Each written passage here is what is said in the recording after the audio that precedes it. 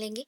So all together करके उसको complete करेंगे। So what is parenting? The term parenting used in different context. हम अभी ना परवरिश जो बोलते हैं ना, ये परवरिश जो शब्द है, इसके ना विभिन्न संदर्भ है। संदर्भ मीन्स आपको बहुत हिंदी बच्चों को भी डिफिकल्ट हो जाएगा ये टर्म्स।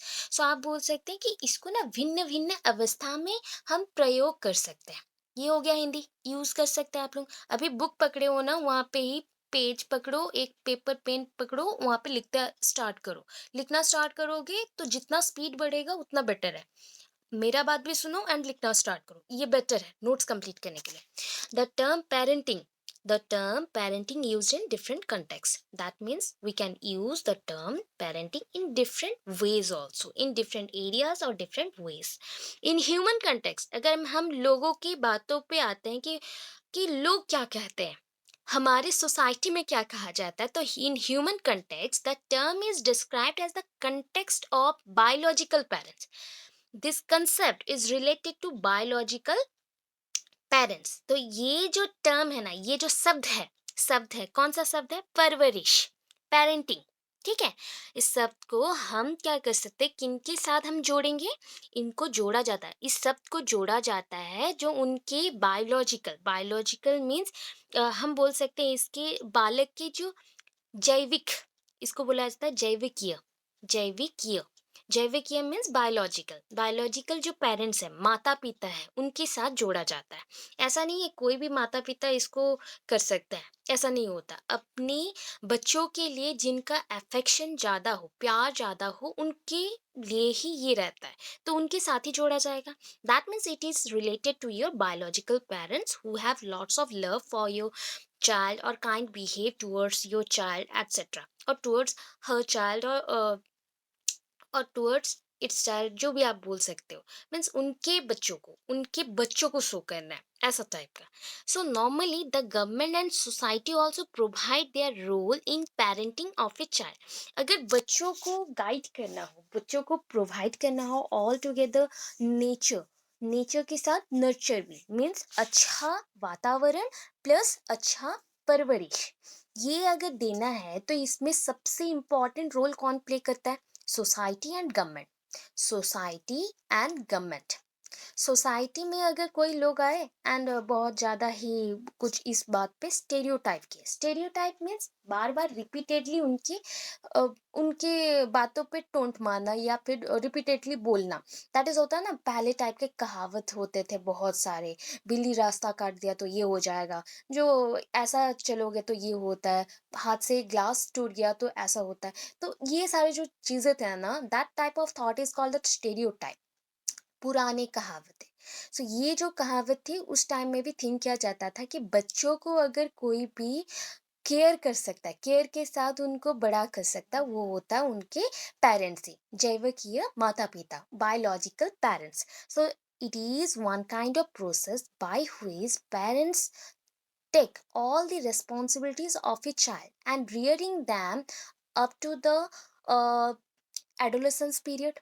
हम यहाँ पे रियरिंग करेंगे। अभी रियरिंग वर्ड मतलब क्या होता है, जैसे ना आप घर पे अगर मुर्गा मुर्गी रखते हो ना नॉर्मली उनका बहुत अच्छे से कोई भी एनिमल रखते हो घर पे, तो जैसे गोट रख लिए या पैरोट रख लिए, कुछ भी रख लिए, तो उनको कैसे केयर करते हो अपने बच्चे जैसे, उतना ही केयर आप एक छोटे बच्चे को भी करते हो, उससे और भी 10 टाइम्स मोर, आप 10 टाइम्स ज्यादा उनको केयर करते हो। तो ये हो गया परवरिश, एंड ये पॉसिबल होता है जो ये सारे रेस्पॉन्सिबिलिटीज को ले सकता है, दैट मीन्स पेरेंट्स। हो गया। अभी ये जो टर्म है, the term parenting is use to define, क्या डिफाइन करने के लिए यूज किया गया है? नॉर्मली पेरेंटिंग जो टर्म है ये डिफाइन करता है to educate the child from birth to till adulthood और एडोलेसेंस। मैंने अभी जो बोला रियरिंग करना, यहाँ पे एक रियरिंग वर्ड लगाया ना, रियरिंग करना मीन्स उसको केयर करना या फिर उसको पालना। पालने का इंग्लिश में हम बोल सकते हैं रियरिंग करना। ठीक है, रियरिंग करना, REARING, रियरिंग, रियरिंग। और अल्टीमेटली अगर नॉर्मल कंटेक्स्ट में हम बोले, दैट मीन्स आर्ट्स के वे में हम बोलते हैं, तो ये होता है educate, to educate the child from birth to till adulthood और एडोलेसेंस। इस पीरियड को हम बोलते हैं parenting. Normally it is one kind of process. हो गया. The parenting is often done by parents. Normally ये किसके थ्रू होगा?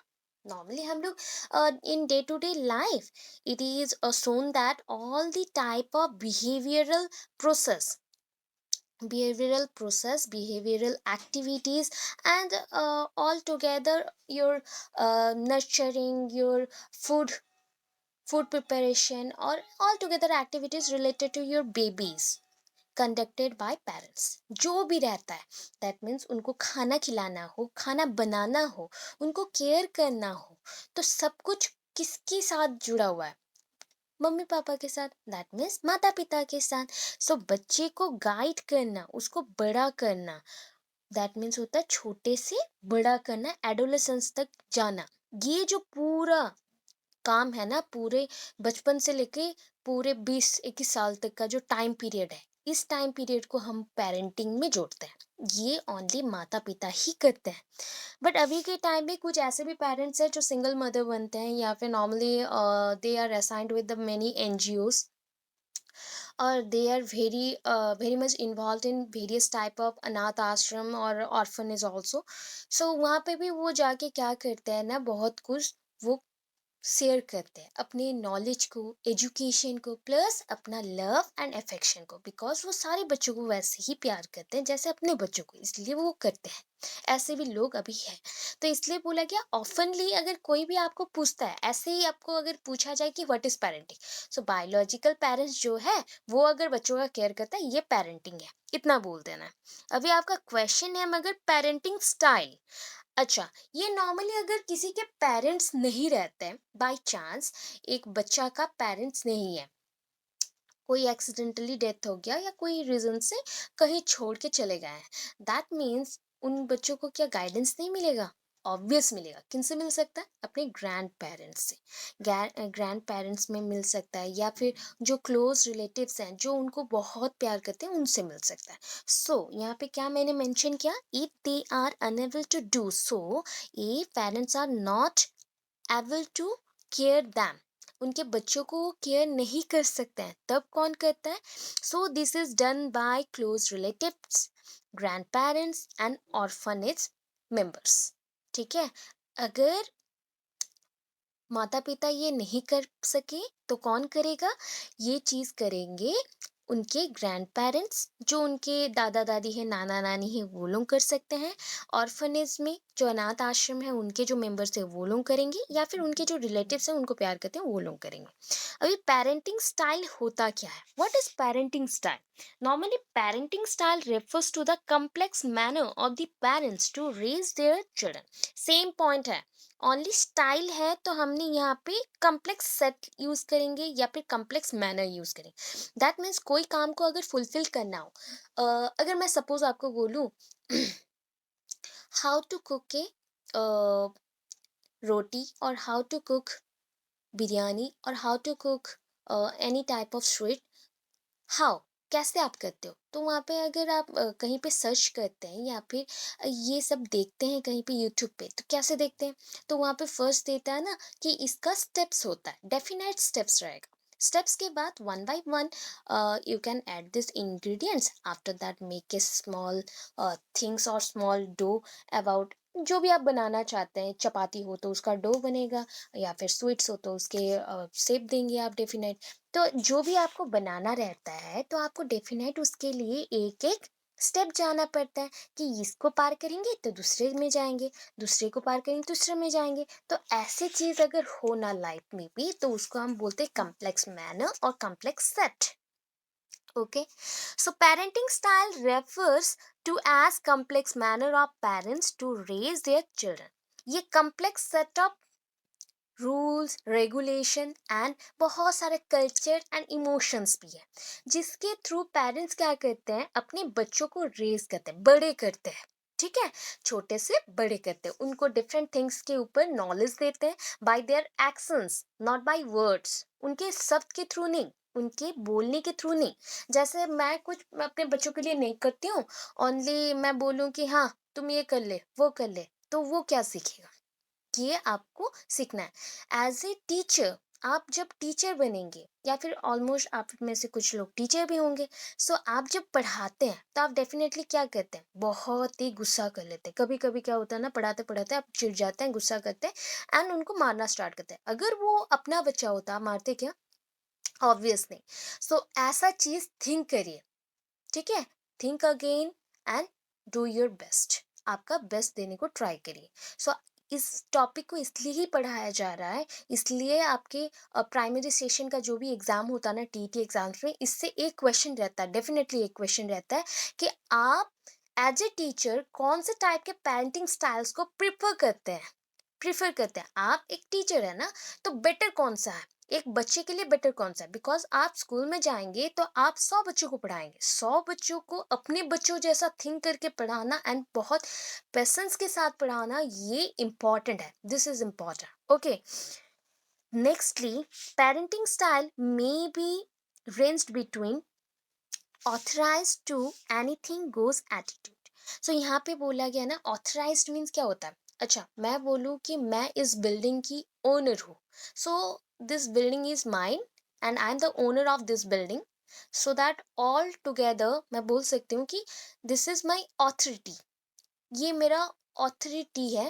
दैट मीन्स मैं इसकी मेंबर हूँ एंड मैं एक हेड भी हूँ, मैं सारा कंट्रोल भी करती हूँ, मैं सब कुछ करूँगी। तो यहाँ पे वो होता है कि इतना नहीं करना, उसके साथ जो लोग भी हैं उसको भी देखना, दैट इज ऑथराइज्ड। ठीक है? Authorized to anything goes attitude. So आपके हिसाब से अगर देखें, हम अगर पेरेंटिंग स्टाइल को डिफाइन करते हैं ना, कि ये एक रेंज से स्टार्ट होता है, दूसरा रेंज तक जाएगा। तो एक रेंज है जहाँ पे आप थिंक करते हैं कि आप हेड हैं एंड आप सारे लोगों को एक जैसा थिंक करेंगे एंड आप एक जैसा रहेंगे। तो ये हो गया ऑथराइज्ड। ऑथराइज्ड से लेके आप कोई भी, अगर आपका बिहेवियर, कोई एक बॉस होता है ना, बॉसी लाइक बिहेवियर करते हैं, बहुत ही अपने वर्कर्स को नेग्लेक्ट करते हैं, अपने जो कर्मचारी होते हैं उनको देखते ही नहीं है, वो खाना खा रहे हैं कि नहीं, वो मर रहे हैं कि नहीं, सब कुछ वैसे ही छोड़ देते। तो वो हो गया नेग्लेक्ट, नेग्लेक्ट पॉइंट, तो वो रॉन्ग एटीट्यूड है। So positive attitude to negative attitude, यहाँ पे मेंशन किया गया authorize to anything goes attitude. तो ये पॉइंट है। अच्छा, यहाँ तक क्लियर है? क्लियर है? यस और नो? यस और नो? ओके ओके ओके, चलो। So according Nancy darling, okay, यहाँ पे डार्लिंग उनका सरनेम है एंड प्लीज हिंदी बच्चे इसको ट्रांसलेट करिएगा। मेरा ही जो मैं वर्ड्स बोलूंगी अभी, उसको ही लिख लीजिए, बेटर रहेगा, बिकॉज ये बुक में है नहीं, इसका डेफिनेशन नहीं है। सो डेफिनेशन मैंने डाला है यहाँ पे, तो डेफिनेशन आपको डालना है, नहीं तो मार्क्स कट जाएंगे। ठीक है? हाफ मार्क्स या 1 मार्क कट जाएगा, सो प्लीज इसको डालिएगा यहाँ पे। So according to Nancy Darling, parenting style defined as, so यहाँ पे नैन्सी डार्लिंग के अनुसार इंग्लिश में ही नाम रहेगा, उसको आपको हिंदी में नहीं लिखना है, चलेगा, इंग्लिश में नाम चलेगा, अगर हिंदी में लिखना चाहे वो भी चलेगा। नैन्सी डार्लिंग के अनुसार, parenting style defined as the relationship between, parenting style that means परवरिश का शैली, जो हम बोलते हैं ना शैली क्या होता है, आपका शैली क्या है। बहुत सारे, अगर ये शैली नहीं मतलब मैं फ्रेंड्स के बात नहीं बोलती हूँ, शैली मीन्स स्किल बोल सकते हो, वन काइंड ऑफ स्टाइल और स्किल बोल सकते हैं हम लोग। ठीक है? शैली। सो शैली से बहुत सारे हो गए तो शैलियाँ। ठीक है? सो यहाँ पे पेरेंटिंग, जो परवरिश का शैली है, डिफाइंड एज द रिलेशनशिप, इसको हम कह सकते हैं कि ये एक रिलेशनशिप मीन्स क्या है, हमारे बीच जो संबंध है वो उसको बोलते हैं। तो संबंध यहाँ पे क्या है, relationship between parents and child and it's related responsibilities etcetera. बहुत ही इजी है। यहाँ पे बोला गया कि इसे कहा जाता है संबंध। संबंध किसके किसके बीच है? माता पिता के साथ उनके बच्चों का, एंड एवं उनके जो परवरिश के लिए जरूरत चीजें हैं उनका। ठीक है? जो भी चीजें हैं उनका। सो यहाँ पे माता पिता कौन सा भूमिका निभाते हैं? पेरेंटिंग का भूमिका निभाते हैं। पेरेंटिंग मीन्स परवरिश का भूमिका निभाते हैं। उन वो क्या करते हैं? ध्यान रखते हैं अपने बच्चों का, खाना खिलाते हैं, पोषण देते हैं, पालन करते हैं, यही सब करते हैं, इत्यादि। हो गया? सो इंग्लिश में बोलिए तो हम, that is a parenting style defined as a relationship between the parents and the child and it's related responsibilities etcetera. हो गया। अभी इसके अकॉर्डिंग चलते हैं नीचे की तरफ, थोड़ा नीचे चलेंगे कि इसके ऑब्जेक्टिव्स क्या है। तो यहाँ पे ना मैंने कुछ पॉइंट्स दे दिया है कि according to her means Nancy Darling, उनके अनुसार फिर से और कुछ चीज़ें मेंशन किया गया है, वो भी देखिए।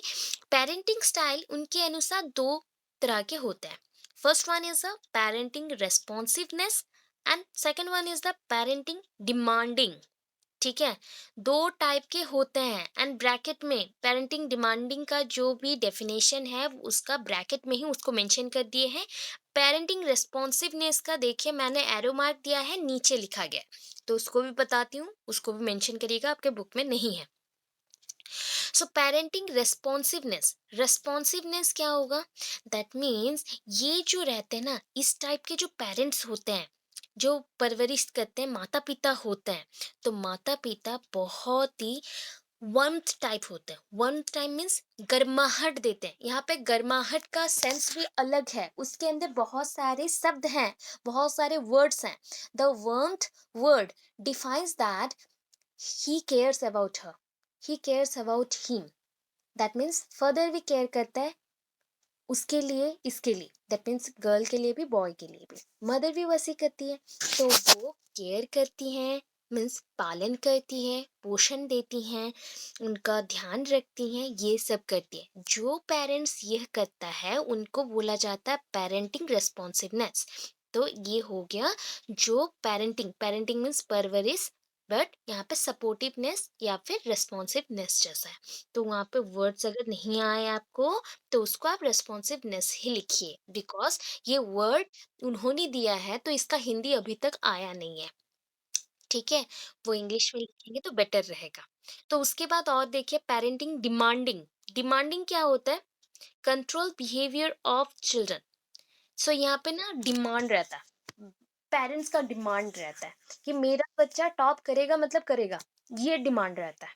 ये डिमांडिंग टाइप पेरेंट्स होते हैं कि मेरा बच्चा ऐसा कंट्रोल्ड बिहेवियर में रहेगा, मीन्स हम पूरा रिजिड टाइप के एनवायरनमेंट बना देंगे, एक निर्दिष्ट वातावरण बना देंगे कि तुमको इतने बजे उठना है।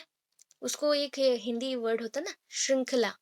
सो उसके डेफिनाइट एक हम बोल सकते हैं कि इसको निर्दिष्ट टाइम पीरियड तक जो सोना है, निर्दिष्ट टाइम पे उठना है, स्कूल जाना है, पढ़ाई करना है, खेलने बिल्कुल नहीं जाना है, खाना खाना है, चुपचाप बैठना है, फिर पढ़ाई करो, ऐसे ही रहना है। सो जो चाहते हैं पेरेंट्स वही करना है। सो इतना, so control behaviour of children, बच्चों के टोटल बिहेवियर को कंट्रोल करना। So that is called parenting demand. तो ये अकॉर्डिंग टू नैन्सी डार्लिंग है। ठीक है, हो गया। नेक्स्ट देखिए, ये पेरेंटिंग मीन्स और, हाँ बोलिए सर।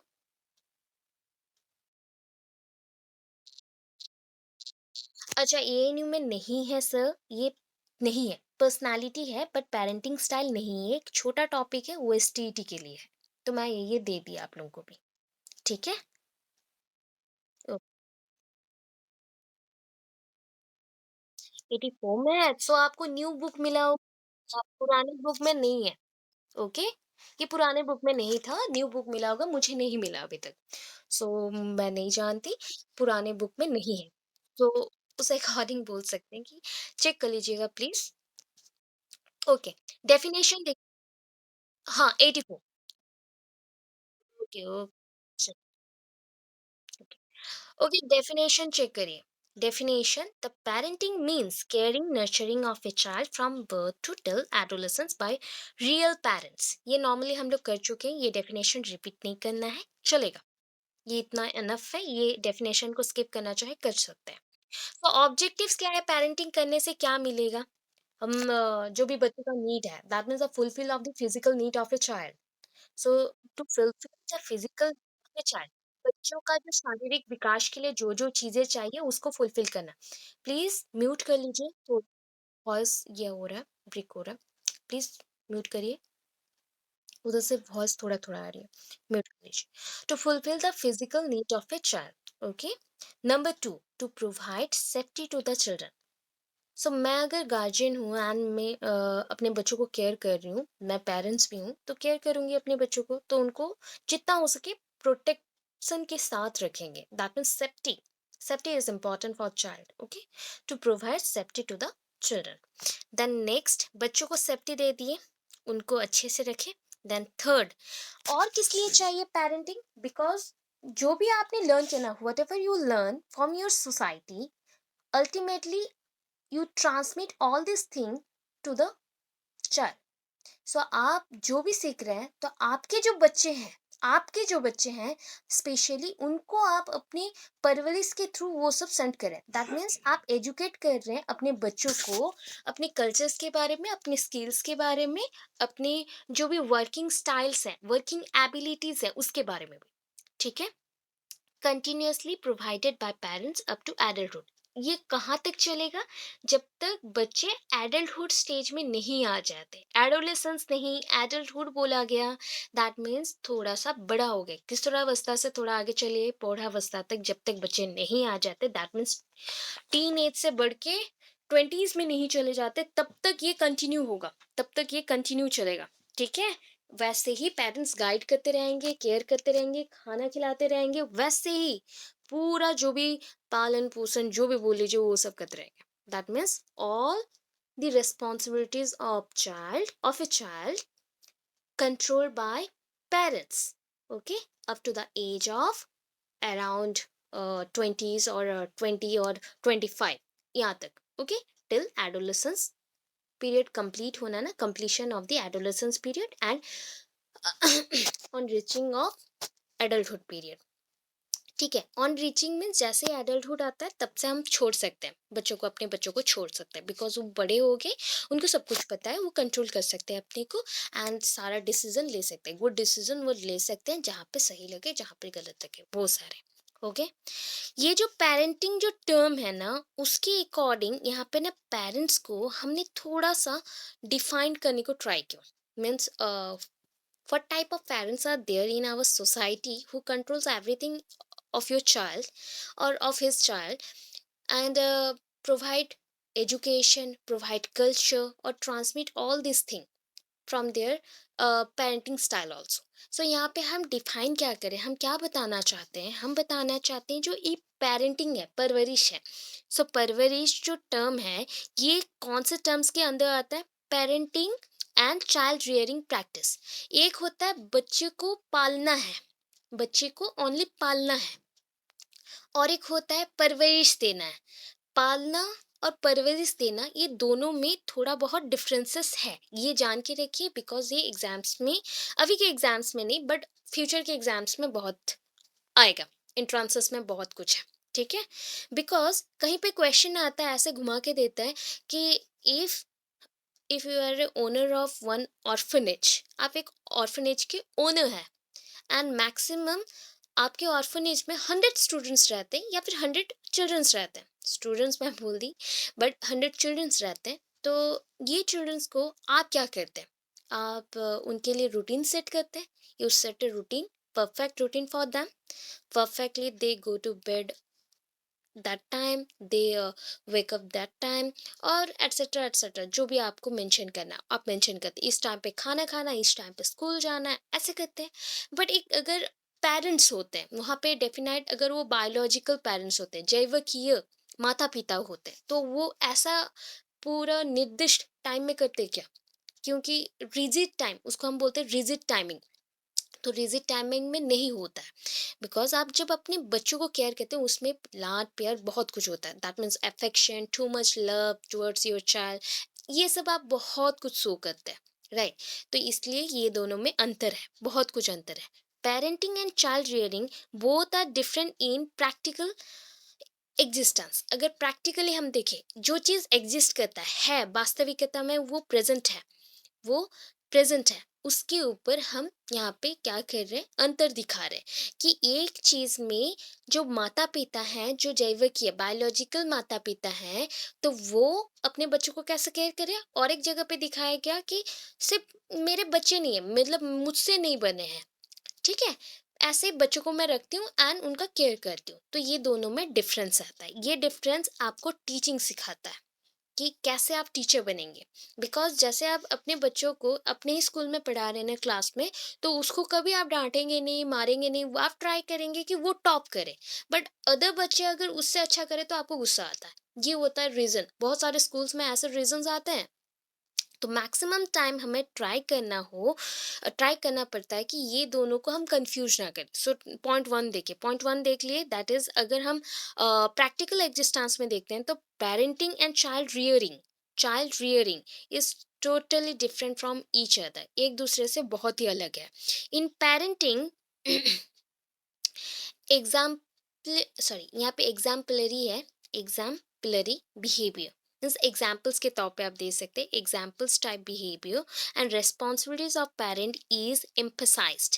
नॉर्मली पेरेंटिंग में क्या करते हैं, यहाँ पे फोकस किया जाता है बच्चों के कंट्रोल के ऊपर, प्लस जो रिस्पॉन्सिबिलिटीज है, दैट मीन्स आप एक बच्चे को बढ़ाना चाहते हैं, आगे बढ़ाना चाहते हैं, जो भी कर्तव्य है उसके ऊपर फोकस किया जाता है। हम एग्जाम्पल्स दे सकते हैं कि ये जो फादर मदर हैं, ये सारे रिस्पॉन्सिबिलिटीज लेंगे अपने बच्चों का। But in case of child rearing, इसको बोला जाता है training. One kind of training process है। इतना टाइम में उठो, इतना टाइम में सो जाओ, इतना टाइम में खा लो, इतना टाइम में स्कूल जाओ, ये है पूरा total. So, training of the children and interaction between parents and child is stressed because ये चीज़ क्यों होता है? अगर हम अपने घर पे भी हम बंदी हो जाते कभी कभी, अगर आपके घर पे वैसे केयरिंग वाले पेरेंट्स ना हो, एंड एक पेरेंट्स के अंदर एक पार्टनर क्या कर रहा है ना, वो ऑलवेज जॉब के लिए, ड्यूटीज के लिए इन्वॉल्व है and go to outside, always वो मीटिंग्स में रहता है, वो ऑलवेज जॉब में रहता है एंड केयर नहीं करता है। एंड दूसरा मदर भी जो रहते हैं, मतलब दूसरा पेरेंट जो रहे वो क्या करते हैं, घर पर ऑलवेज बिजी रहे, तो बच्चा किसके साथ खेलेगा? सो बच्चे के लिए आपने फिक्स कर दिया कुछ रूल्स, वो वैसे करते रहेगा। तो यहाँ पे और केयर नहीं मिला। सो विदाउट केयर बच्चे का जो लाइफ है वो बहुत ही ज़्यादा स्ट्रेस्ड हो गया, वो बहुत ज़्यादा घबरा जाता है, उसके माइंड में और कुछ चलता है, कभी वो घर छोड़ने का बात सोच लेता है, ये सब होता है एंड प्रॉपरली ग्रोथ नहीं हो पाता बच्चा का। ठीक है, ये दो कंसेप्ट हम जान रहे थे कि दैट इज अंतर क्या है, डिफरेंस क्या है। One is first one is the parenting style और the parenting, and another one is the child rearing. तो ये दोनों के अंदर अंतर क्या था उसको जाने। अभी इसके साथ अगर आपको पता है कि हम बच्चों को अच्छे से ग्रो करा रहे हैं, सो कहाँ पे बच्चा अच्छे से ग्रो करेगा? जहाँ पे फिक्स टाइम पीरियड है या फिर बाहर जहाँ पे फ्रीडम है? ऑफिस जहाँ पे फ्रीडम है, बिकॉज हमने पढ़ा था कि freedom is the key, freedom is the key to explore your world own. So आप अपने वर्ल्ड को खुद से ही एक्सप्लोर कर सकते हैं अगर आपके पास फ्रीडम है। ये चाबी है आपके लिए कि आप अपनी दुनिया को खुद से ही देख सकते हैं, समझ सकते हैं। तो बच्चे के लिए भी सेम है। सो अगर बच्चा ऐसे घर पे रहा जहाँ पे पेरेंट्स उसको केयर नहीं करते हैं एंड उसको एक फिक्स टाइम पीरियड में रहना पड़ता है, या फिर ऑर्फनेज जैसा उसको ट्रीट किया जाता है, जैसे ऑर्फनेज में रखा जाता है वैसे ही, तो उसका क्या हो जाएगा, जो डेवलपमेंट्स हैं, विकास के जो भाग है ना, वो सारे थोड़े थोड़े वीक होना स्टार्ट करेंगे। मोरल, स्पिरिचुअल, इमोशनल, सोशल्स, जो स्किल्स हैं, जो भी है, वो सारे वीक होना स्टार्ट करेंगे। ऑन द अदर हैंड अगर दूसरी तरफ हम देखते हैं तो क्या होगा, जहाँ पे वो उसको बहुत अच्छे से केयर मिलता है, प्यार मिलता है, वहाँ पे वो बहुत अच्छे से ग्रो करेगा। ये हो गया। फाइनेंशियल सपोर्ट कहाँ पे उसको अच्छा मिलेगा? ऑब्वियस है, फाइनेंशियल असिस्टेंस के अकॉर्डिंग अगर चेक करें तो जहाँ पे उसको बहुत ज़्यादा प्यार नहीं मिला, बट उन उसको सिर्फ रखा गया एक रूल्स के अंदर, तो वहाँ पे मिल सकता है। बिकॉज पापा बहुत ही ज़्यादा इन्वॉल्व है, फादर बहुत ज़्यादा इन्वॉल्व है बाहर जॉब करने के लिए, तो यहाँ पे मिल सकता है। बट ज़्यादा अगर हम फाइनेंशियल सपोर्ट को छोड़ के प्यार की तरफ देखते हैं, मतलब लव, अफेक्शन, केयर की तरफ देखते हैं, तो जहाँ पे फादर मदर एक साथ रहते हैं, उसको केयर करते हैं, वो उसमें ज़्यादा है, उस टाइप का पेरेंटिंग स्टाइल में ये ज़्यादा होता है। सो फाइनेंशियली हम यहाँ पे स्ट्रांग हो गए, थोड़ा चाइल्ड रियरिंग केसेस में इसमें नहीं हो पाए। Expenditure on education and insurance, medical cares, shelter, providing security और एटसेट्रा। जो भी वैल्यूज़ रहता है, वैल्यूज़ आपको वही सेम है कि वैल्यूज़ कम मिलते हैं आपके ऑर्फनेज के टाइप का जो एनवायरनमेंट है उसमें। एंड वैल्यूज़ मीन्स वहाँ पे भी बहुत सारे ऐसे फादर रहते हैं या फिर बहुत सारे लोग रहते हैं, बट कुछ ऑर्फनेज में ऐसा भी है ना, वहाँ पे उनको वैसा ट्रीट किया जाता है। तो यहाँ पे ऑल टुगेदर हम बोल सकते हैं कि ऑर्फनेज में बेटर होमली प्लेस भी नहीं है, बेटर एनवायरनमेंट भी वैसा नहीं है, बट कुछ जगह पे होता है। But on the other hand हम अगर पेरेंटिंग में देखते हैं, तो पेरेंटिंग में अगर घर पे बच्चा है तो वो क्या करता है, उसके जो कजिन्स होंगे, उसके एल्डर्स हैं, यंगर्स हैं, उनके जो ग्रैंड पास हैं, सबसे वो कुछ ना कुछ लर्न कर रहा है। दैट मीन्स यहाँ से वो वैल्यूज लर्न करेगा, अच्छा वैल्यूज लर्न करेगा। एंड उसके लिए जो खर्चा किया जा रहा है ना, एक्सपेंडिचर ऑन एजुकेशन, उसके पढ़ाई के लिए, उसके इंश्योरेंस के लिए, मेडिकल केयर के लिए, सब कुछ प्रोवाइड किया जाएगा बोथ केसेस में। हाँ, थोड़ा बहुत कम ज़्यादा हो सकता है, बट सारे केसेस में ही ये प्रोवाइड किया जाता है। मैक्सिमम टाइम 90% केसेस में ये प्रोवाइड किया जाता है। ये हो गया। अभी पेरेंटिंग स्टाइल में 2 टाइप के आपने पढ़ लिया according to Nancy Darling. So Nancy Darling के according parenting responsiveness, parenting demanding, हमने 2 टाइप्स पढ़ लिए। अभी उसके बाद था ये और भी 4 टाइप्स के आते हैं। 4 टाइप्स के और भी हैं। तो 4 टाइप्स के क्या-क्या है, टर्म्स पहले देख लीजिए, फिर हम हिंदी में चलेंगे, बिकॉज़ हिंदी में बेटर इसमें लिखा गया है, तो मैं वहाँ बता दूँगी। उसके बाद उसको आप अपने बुक्स में चेक कर लीजिएगा, अदरवाइज़ मैं थोड़ा-सा लिख के दूँगी, ठीक है? So parenting style is of 3 types. ये 3 टाइप्स के, मेनली मैंने बोला 4 टाइप्स, बट 3 टाइप्स यहाँ पे प्रेशराइज किया गया है, फोकस्ड किया गया है, 3 टाइप्स में स्पेशलाइज्ड है। उसके बाद एक ऐड हुआ है, that is a neglect type. Neglect type last में ऐड हुआ है अभी के टाइम पे। नावे डेज उसको ऐड किया गया है, एड ऑन में है वो, ठीक है? अभी तक कंप्लीटली ऐड नहीं हुआ है, कंप्लीटली ऐड भी नहीं हुआ है। तो फर्स्ट 3 टाइप्स देखिए। इंडल्जमेंट, इंडल्जमेंट पेरेंट। सो इंडल्जमेंट पेरेंट में अगेन डेमोक्रेटिक, नॉन डेमोक्रेटिक हो सकता है, या फिर उसको बोल सकते हैं नॉन डायरेक्टिव। नॉन डेमोक्रेटिव जो है, नॉन डायरेक्टिव भी वही है। डेमोक्रेटिव जहाँ पे होता है वहाँ पे एक पर्टिकुलर डायरेक्शन रहता है, पर्टिकुलर डायरेक्शन रहता है। If you follow anything from your parents, then parents should have their ideas on different paths।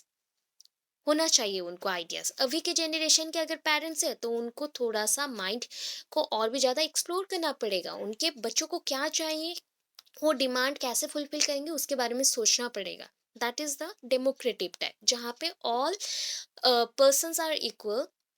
जैसे होता है ना, equal before law, we are equal before law. So article 14-15 के according we are equal before law, we have same rules regulations and same fundamental rights also.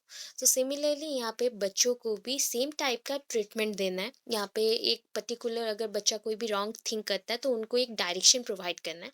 Next is a non directive. Non directive is just like, वहाँ पे बच्चों को हम direction नहीं दे रहे, total control रख रहे हैं उसके ऊपर। उसके बाद नेक्स्ट देखिए, that is authoritarian. Authoritarian parents, ठीक है? ऑथोरिटेरियन भी है, ऑथोरिटेटिव भी है। दोनों में डिफरेंस है, दोनों वर्ड सिमिलर टाइप लग रहे हैं बट डिफरेंसेस है, ठीक है? सो ऑथोरिटेरियन पेरेंट्स, ये भी 2 टाइप्स के हैं again, non authoritarian directive and authoritarian directive. Same type का है वैसे, डेमोक्रेटिव नॉन डेमोक्रेटिव में जैसा था। ऑथोरिटेटिव में थोड़ा सा अच्छा टाइप में आ गया, मीन्स सारा कंट्रोल करेगा, प्यार भी करेंगे, सारा एजुकेशन के लिए मनी भी देंगे, सब कुछ, फाइनेंशियल असिस्टेंस भी है, सब कुछ प्रोवाइड किया जाएगा।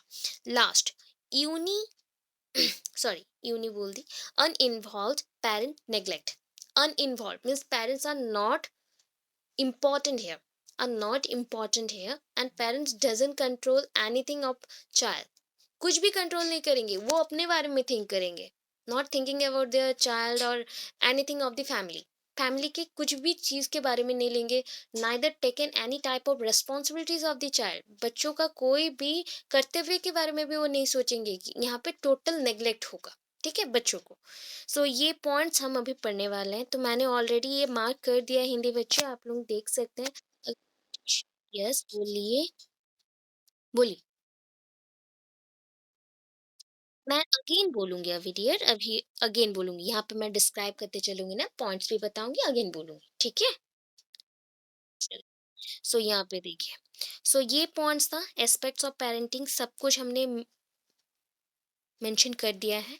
सो ये आपका देखिए फर्स्ट हिंदी बच्चे आप भी चेक कर लीजिए, 1 मेंशन किया गया, इतना आपको लिखना है इंट्रोडक्शन में। देन आपको 2 में लिखना है परवरिश का मूल लक्ष्य, दैट इज़ ऑब्जेक्टिव्स, ठीक है? जो पॉइंट मार्क किया गया उतना ही लिखना है। ये इंग्लिश में ही लिखेंगे आप, हिंदी में नहीं लिखेंगे प्लीज़, इसको मैंने इन इंग्लिश लिखा है इसलिए मार्क करके। उसके बाद थर्ड में आपको ये हेडिंग देना है परवरिश के पक्ष, that means aspects of parenting. तो परवरिश को लेके ये जो पॉइंट्स हैं उसको मार्क किया गया है। 7 पॉइंट्स को आप मेंशन करेंगे। क्या-क्या करते हैं? पेरेंटिंग में क्या-क्या किया जाता है? That means social development and emotional development. Emotional development को कंट्रोल करना, सपोर्ट करना। इ इफ आपको कहीं पे जाना है, तो बच्चे बहुत ही आपके साथ अटैच्ड है, तो वो रोना स्टार्ट करेंगे। सो वो थिंग आपका है कि आप उसको कैसे डील करेंगे, कैसे कंट्रोल करेंगे, वो पॉइंट्स है। शारीरिक देखभाल, बच्चे प्रॉपरली खेल कूद कर रहे हैं कि नहीं, बाहर जा रहे हैं कि नहीं, स्कूल जा रहे हैं कि नहीं, खाना पीना करेंगे उसमें ध्यान देना, because it is directly related to physical development of the child. So बच्चों के फिजिकल डेवलपमेंट के साथ, शारीरिक विकास के साथ ये जुड़ा हुआ है, ठीक है? देन उसके बाद सामाजिक कौशल एंड शिष्टाचार, मीन्स परफेक्टली एक शिष्टाचार में रहेगा, तो उसको अनुसरण करते हुए आगे बढ़ेगा। पर्टिकुलर रूल्स को फॉलो करना। एंड सामाजिक कौशल में सोशल स्किल्स को लर्न करना, सोशल स्किल लर्न करेगा प्लस वो सारे चीज़ों को अनुसरण करेगा, ठीक है? नैतिक एंड आध्यात्मिक विकास, दैट इज कॉल्ड स्पिरिचुअल। आध्यात्मिक मीन्स स्पिरिचुअल, नैतिक मीन्स कोई भी चीज का डिसीजन लेना, तो ये इसको बोल सकते हैं नैतिक, भी वही कॉग्निटिव में आता है। तो कॉग्निटिव लिख सकते हैं, मेंटल लिख सकते हैं, या फिर इंटेलेक्चुअल लिख सकते हैं। सो इंटेलेक्चुअल एंड स्पिरिचुअल डेवलपमेंट। आर्थिक सहायता, सो आर्थिक सहायता हम फाइनेंशियल असिस्टेंस और फाइनेंशियल सपोर्ट लिख सकते हैं। शिक्षा पर खर्चा और बीमा करना, अभी पॉइंट अभी पढ़ के आए थे वही पॉइंट है, शिक्षा पर खर्चा और बीमा करना। सो इंश्योरेंस फॉर्म करना, इंश्योरेंस बना देना। एंड बच्चों को एजुकेट करने के लिए जितना भी खर्चा है उसको लेना। सो नेक्स्ट है चिकित्सीय। चिकित्सीय मीन्स उसको अगर कोई भी प्रॉब्लम होता है, मेडिकल केयर, तो मेडिकल केयर देना। सुरक्षा और आश्रय प्रदान करना, दैट मीन्स शेल्टर, शेल्टर देना, घर देना उसको, तो प्रॉपरली वो रह सके। आदर्श और मूल्य प्रणाली से अवगत कराना। सो नॉर्मली ये होता है आदर्श मीन्स आपके लाइफ का आदर्श क्या है। नॉर्मली आप जो भी व्यूज देखते हैं ना, व्यूज, अभी ये पॉइंट भी हम लोग करके आए थे, जो आपका ओपिनियन रहता है, व्यूज रहता है, ये पॉइंट यहाँ पे है। देखिए मोरल, जो moral, spiritual, emotional, social development, social skills and financial assistance, that is यहाँ पे जो पॉइंट मैंने मेंशन किया था, सोशल स्किल्स के बाद आपका नैतिक विकास था, तो नैतिक को आप यहाँ पे मोरल के बाद लिख सकते हैं मेंटल। और इटिक्वेट्स, इटिक्वेट्स लिख सकते हैं। सो इटिक्वेट्स मीन्स भी होता है नैतिक, नैतिक मूल्य रहता है, तो उसके अकॉर्डिंग बहुत सारे टर्म्स आते हैं, जो इजी टर्म्स लगे उसको लिखे, या फिर एटसेट्रा करके छोड़ दे, इत्यादि करके छोड़ दे। यहाँ पे था ना introducing with ideals and value system, that mean जो अच्छा वैल्यूज है, जैसे कि आज के दिन में हम किसको स्मरण करते हैं, विवेकानंद जी को। उनके डे को हम यूथ डे जैसे सेलिब्रेट करते हैं, यूथ डे है आज, तो उसकी वजह से उनकी जो वैल्यूज थे ना, आज दिन भर हम सुनना पसंद करेंगे। तो वैसे ही वैल्यूज को उनको भी सिखाना, बच्चों को भी सिखाना कि तुमको ये ऐसे करना है, तुम ऐसे करोगे तो ये मिलेगा। तो ये होता है कि आइडियल बिहेवियर और व्यूज को उनको बताना, अवगत कराना, जो रहता है, जो हमने पढ़ा अभी लास्ट पॉइंट में, आदर्श एंड मूल्य प्रणाली से अवगत कराना। हो गया, पेरेंटिंग स्टाइल हम लिख लिए। सो यहाँ पे कितने स्टाइल्स मेंटेन है, या फिर यहाँ पे मेंटेन किया गया है, मेंशन किया गया है क्या, कितने टाइप्स मेंशन किया है, 3। एक हो गया हमारा जो इंडल्जमेंट था ना, तो इंडल्जमेंट को यहाँ पे और एक टर्म से हमने यहाँ पे लिखा, that is called permissive style. Indulgement और परमिसिव स्टाइल, और बोल सकते हैं अणुज्ञात्मक, अणुज्ञात्मक शैली। सो यहाँ पे हो गया authoritative style, authoritarian style, that is a सत्यावादी, सत्यावादी शैली, साधिकारात्मक शैली, इतने टाइप हो गया। अभी इतने टाइप में आपको मेंशन करना है।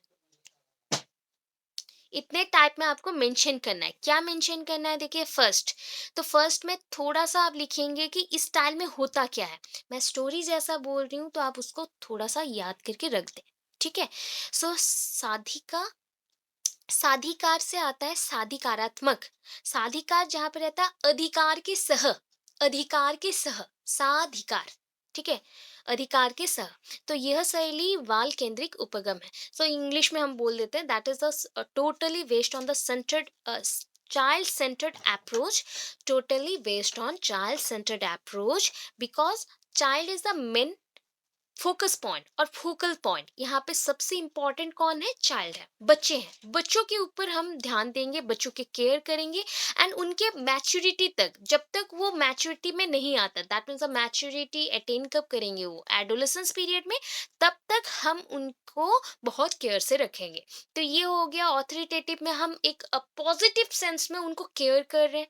सो ये हो गया totally, it is based on child centered approach, it is totally based on child centered approach, and here the this range should be mentioned with child to maturity period और infancy to maturity period. यहाँ पे हम mention कर सकते हैं, करना उचित भी है कि ये स्टार्ट होता है इन्फेंसी से लेकर मैच्योरिटी तक। आफ्टर मैच्योरेशन हम क्या कर सकते हैं? उनको अपने ये पे छोड़ सकते हैं कि तुम डिसीजन ले सकते हो अभी। तो ये हो गया पॉजिटिव टाइप। आप क्या समझे? हिंदी में भी याद रखेंगे तो बहुत इंपॉर्टेंट हो जाएगा, अच्छा भी लगेगा। सा अधिकार, दैट इज अधिकार के सह, अधिकार के सह आप अपने बच्चों को कंट्रोल करेंगे। दैट मीन्स आप यहाँ पे ना उसको क्या कर रहे हैं? नर्चर करते हैं। दैट इज हम पोषण प्रदान करने वाला होता है। सो यहाँ पे पेरेंट्स अपने बच्चों को पोषण देते हैं, दैट मीन्स नर्चरिंग करते हैं, प्रोवाइड फूड। पॉसिबल अमाउंट में जितना हो सकता है हम बच्चों को खाने देते हैं, अच्छे से खिलाते हैं। एंड उसके साथ अगर बच्चों में कभी कभी पॉइंट होता है ना, कभी कभी वो बहुत दुखी हो जाता है, तो हम उससे क्या करेंगे? बहुत उत्साहित करेंगे। That means warm type behaviour, supportive behaviour हम शो करेंगे। We show supportive behaviour towards our child, ठीक है? नेक्स्ट, इस शैली के अंतर्गत व्यापक स्वादिक आदान प्रदान की आज्ञा होती है। स्वादिक आदान प्रदान ये जो हो गया ना टर्म, तो that is this style is normally permissive type, sorry, normally permissive and plus controlling type. All the control should be maintained by the parents and all type of thinking just like, हाँ बोलो, बोलो। हाँ, सात्विक है। वो होगा ना वहाँ पे, गलत लिखा गया है। हो गया? सात्विक होगा। सो आप चेक कर लीजिएगा थोड़ा।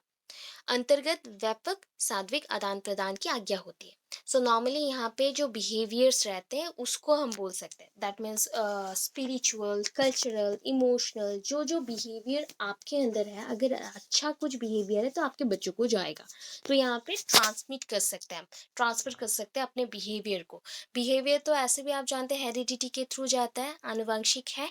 तो उसके साथ इसमें भी हम क्या कर सकते हैं? आपके खान पान की तरफ, मीन्स पोषण जब दे रहे हैं ना, खाने का भी कल्चर सबके घर में अलग अलग होता है। हाँ, उसके थ्रू दे सकते हैं। पढ़ाई का भी कल्चर होता है, गाने का भी होता है, सबका अलग अलग कल्चर है, तो उसके साथ आप दे सकते हैं। तो यहाँ पे बच्चों को ना हम फ्रीडम देंगे। Normally we provide freedom to our child so that maximum वो क्या अटेन करेगा? मैच्योरिटी अटेन करेगा एंड वो बहुत ज़्यादा ही सपोर्टिव भी फील करेगा कि उसको सपोर्ट किया गया, सो दैट वो आगे चल के बहुत ज़्यादा ही अपने नॉलेज को एक्सपांड कर रहा है। तो यहाँ पे माता पिता स्वतंत्र बनाने के लिए प्रोत्साहित करेंगे बच्चों को, जैसे हम फ्रीडमली छोड़ सके बच्चों को अपने कामों को अपने से करना चाहिए, ये सब हम बचपन से ही सिखाएंगे। तो इसमें और क्या करेंगे? बच्चों का जो भावनाएं हैं, तो भावनाएं आप इमोशनल जो बिहेव था वहाँ पे, इमोशनल डेवलपमेंट उसको भी हम समझेंगे।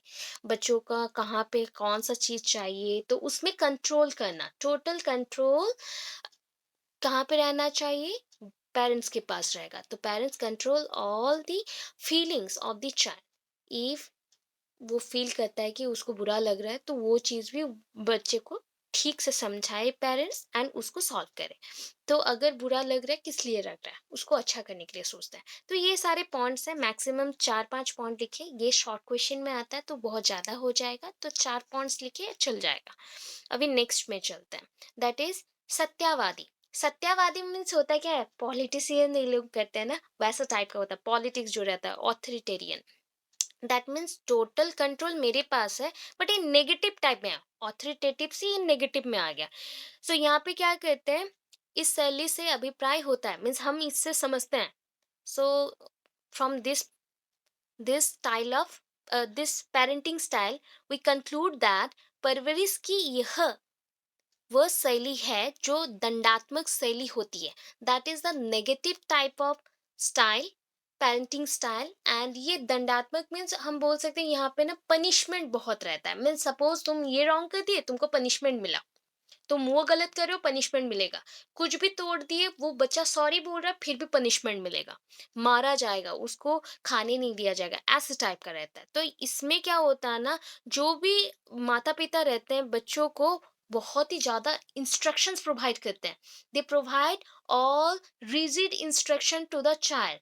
सो मैक्सिमम टाइम बच्चों को वो इंस्ट्रक्शंस फॉलो करने पड़ते हैं, एंड उसके वजह से बच्चों को सलाह दिया जाता है कि तुम अगर फॉलो नहीं करोगे तुमको पनिशमेंट मिलने वाला है। ठीक है। सो नेक्स्ट चलिए, अभी नेक्स्ट में आता है कि ये इसका क्या क्या हो सकता है। अच्छा, अगर वहाँ पे आपने पॉइंट पढ़ा था तो मैंने एक लिखा था डिमांडिंगनेस अकॉर्डिंग टू नैन्सी। तो नैन्सी के अकॉर्डिंग एक लिखा था कि पेरेंट और parenting demandingness and parenting responsiveness. तो यहाँ पे रेस्पॉन्सिव मीन्स जो रेस्पॉन्स को शो करता है या रेस्पॉन्स को लेके उसको, जो भी बच्चों का रिस्पॉन्स रहता है उसके ऊपर वर्क करता है। तो पेरेंट्स भी कभी कभी अपने बच्चों के रिस्पॉन्स पे काम करते हैं एंड उसको चेक करते हैं। डिमांडिंगनेस, बच्चों का जो डिमांड रहता है उसके ऊपर पहले कंट्रोल लाना, कि बच्चों का डिमांड को हम अगर फुलफिल कर दे तो क्या होगा। ठीक है। तो यहाँ पे डिमांड बच्चों का नहीं, उल्टा है, यहाँ पे डिमांड पेरेंट्स का बढ़ गया। मैं थिंक कर रही हूँ मेरे बच्चे टॉप करे इस बार, सो हम ज्यादा ही कुछ सोच रहे हैं, तो हाई डिमांडिंग। हम अगर वहां पे क्या हो गया ना, उच्च अपेक्षाएं रखते हैं बच्चों से कि तुमको इस बार टॉप करना ही है। बच्चा इधर पढ़ नहीं रहा है, उसके मन में डर आ गया कि मैं पढ़ाई तो कर नहीं रहा हूँ, मुझे करना पसंद भी नहीं है, तो मैं कैसे रखूंगा। तो यहाँ पे हाई डिमांडिंगनेस है, बस बच्चों का नहीं, पेरेंट्स का। And low responsiveness, that means तुमको कोई भी चीज पूछने का कोई भी हक नहीं है, that means you are not eligible to ask anything to parents. कोई भी अपने पेरेंट्स को कुछ भी पूछ नहीं सकता, बिकॉज उनके पास वो डिमांडिंगनेस नहीं है। डिमांडिंगनेस ओनली अपने पेरेंट्स के पास है, रेस्पॉन्सिवनेस भी नहीं है। सो अपने पेरेंट्स को हम रिपीटली रेस्पॉन्स नहीं दे सकते। ओनली रेस्पॉन्स कौन देगा, वो भी थोड़ा बहुत रेस्पॉन्स देंगे उनके पेरेंट्स भी। अच्छा तुमने ये चीज अच्छा किया तो वो चीज मेरा है, मैं इतना ही रिस्पॉन्स दी, बहुत खुश हो जाऊंगी, हैप्पी हो जाऊंगी, ये नहीं है। ठीक है। इसके अनुसार बोला जाता है कि बच्चों के ऊपर ना कंट्रोलेबल फोर्स डाला जाता है। कंट्रोलेबल फोर्स मीन्स आप जितना चाहे बच्चों के ऊपर प्रेशर करेंगे, प्रेशर बनाए रखेंगे, बलपूर्वक आप अपना काम को निपटाएंगे कि तुमको ये करना है, आज घर साफ करके रखो, ये आपने प्रेशराइज्ड किया, मैं कुछ नहीं करूंगी, तुम करेगा, तुम करोगी, ऐसे बोलना। तो ये हो गया नेगेटिव। सत्यावादी अभिभावक अपने बच्चों से बहुत अधिक अपेक्षा रखते हैं, अभी पढ़े थे, बहुत ही ज्यादा थिंक करके रखना, कि डिमांड करना कि तुम करके रखेगा, तुमको करना बाउंड है, ऐसा मुझे चाहिए, वैसे टाइप का। इस प्रकार की परवरिश के अंतर्गत बच्चों में सामाजिक योग्यता कम होती है। ऑब्वियस वो बाहर नहीं जाता, वो बच्चे किसी के साथ खेलता नहीं है, बिकॉज पेरेंट्स कभी छोड़ते ही नहीं, वो घर का काम करेगा, वो पढ़ाई करेगा, वो इनकम भी करेगा, सब कुछ करेगा। तो वो बाहर ही नहीं जाता, बचपन से वो ये सब काम कर रहा है। तो उनके अंदर सोशल कॉम्पिटेंस और सोशल जो योग्यता होती है ना, दैट मीन्स हम समाज में रहते हैं, तो समाज में हमारे बीच ना कंपटीशन बहुत ज्यादा ही रहता है।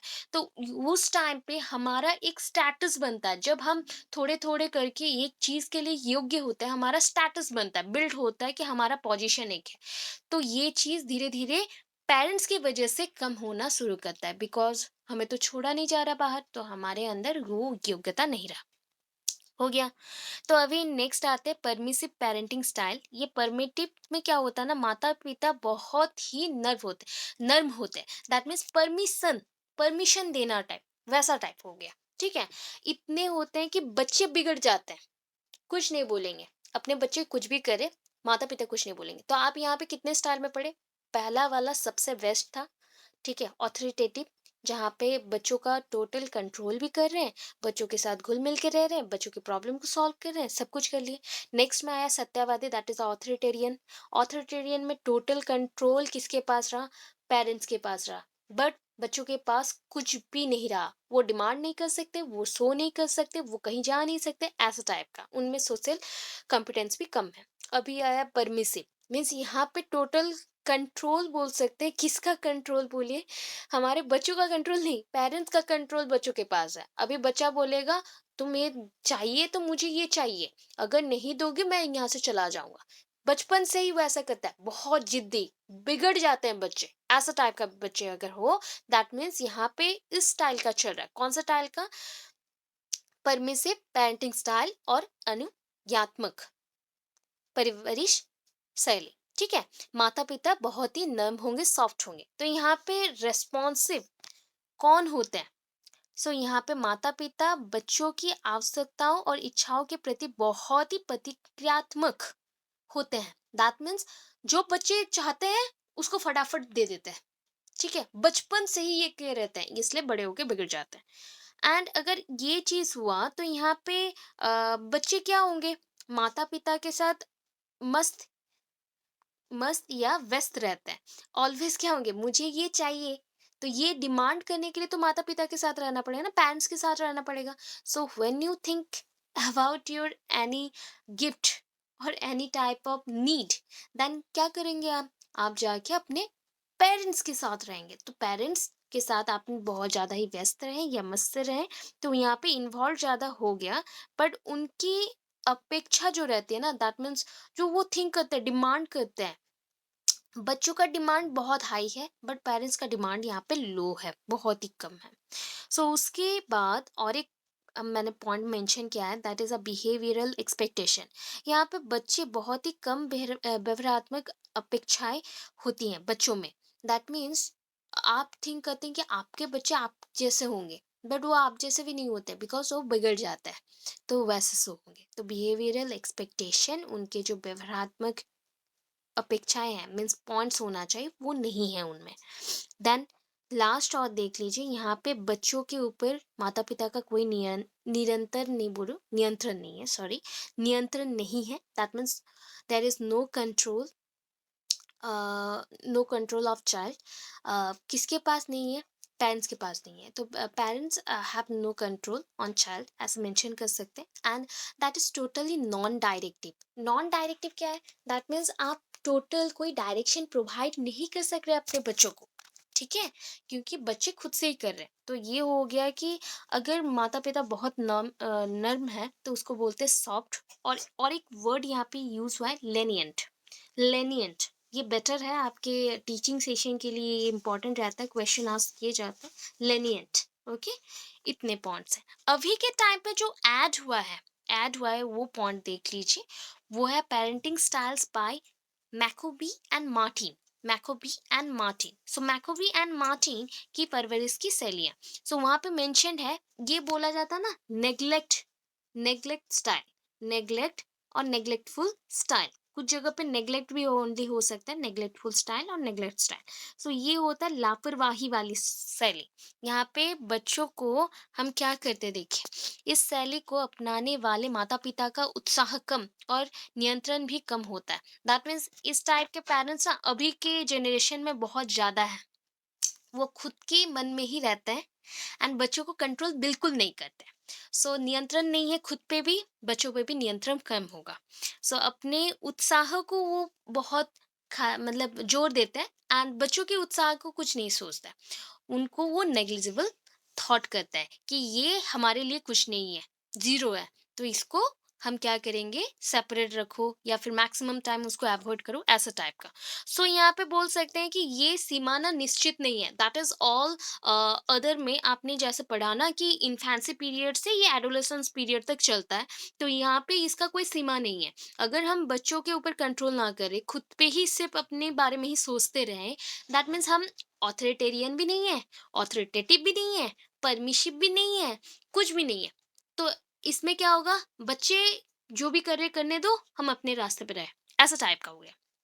सो बच्चे उनके लाइफ में इन्वॉल्व हैं कि नहीं है, कोई फर्क नहीं पड़ता है। ऐसे माता पिता अपने बच्चों के संवेगों, that means their emotional behaviour, their thinking ability अस्वीकार करते हैं। That means they didn't think that their child is very intelligent, or didn't expect that also their child is very intelligent or to take better opportunity or to take better decision in their life। उनकी life में वो better decision ले सकते हैं, better opportunity ले सकते हैं, वो सोच भी नहीं सकते। वो सोचते हैं उनके बच्चे कुछ भी करें, उनको खुश नहीं है, ऐसा टाइप का। सो यहाँ पे जो बच्चों का है ना, खुद से ही अपना एक फ्रीडम वाला लाइफ रहता है, वो बिगड़ जाते हैं बहुत ज्यादा, एंड खुद से ही अपना वर्ल्ड बना लेते हैं, वो बहुत ही अकेला रहते हैं, ऐसा टाइप का होता है। सो वो थिंक करते हैं ना, वो शायद इस दुनिया में क्रिमिनल जैसा आए हैं, क्रिमिनल लोग जैसा रहता है वैसा ही हो गया। तो उसको बहुत ही ज़्यादा प्रॉब्लम होता है, उसके बिहेवियरल डेवलपमेंट ग्रोथ में प्रॉब्लम्स आते हैं। तो ये हो गया total parenting style. Parenting style से मैक्सिमम टीईटी एग्जाम्स में 1 और 2 क्वेश्चंस रहते ही हैं, ये फिक्स्ड है। ऑथोरिटेटिव सबसे इंपॉर्टेंट है, ऑथोरिटेरियन एंड ऑथोरिटिव। अभी के टाइप में ये मेंशन हुआ है, Maccoby and Martin painting style, इसको मेंशन किया जाता है Maccoby and Martin painting style, because discovered by Maccoby and Martin.